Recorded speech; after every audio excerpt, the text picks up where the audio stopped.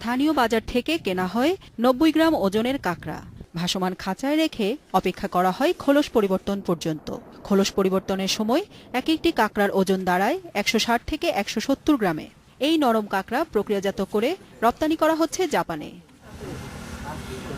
প্রতিটি খাঁচায় একটি করে কাঁকড়া রাখা হয়, খাবার দেয়া হয় সিদ্ধ গম, সজনে পাতা, ছোট মাছ এবং ময়দার মিশ্রণ।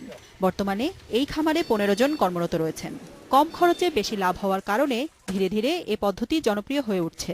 ট্রেনিং দিছে কাঁকড়া চাষের, এটা আমরা ভালোই করতেছি এবং এতে আমাদের ভালোই সংসার চলতেছে। এই কাজের মাধ্যমে আমাদের জীবন জীবিকার উৎস, আমরা এই জায়গায় কর্মসংস্থান পাইছি।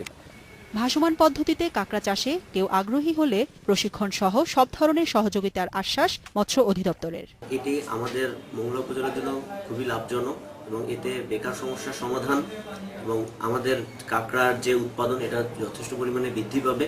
তবে সরকারের পাশাপাশি ভাসমান খাঁচায় কাঁকড়া চাষে বেসরকারি প্রতিষ্ঠানেরও এগিয়ে আসা উচিত বলে মনে করেন বিশেষজ্ঞরা। এতে চাষিদের লাভ এবং নতুন কর্মসংস্থান ও অর্থনৈতিক উন্নয়নেরও আশা দেখছেন তারা।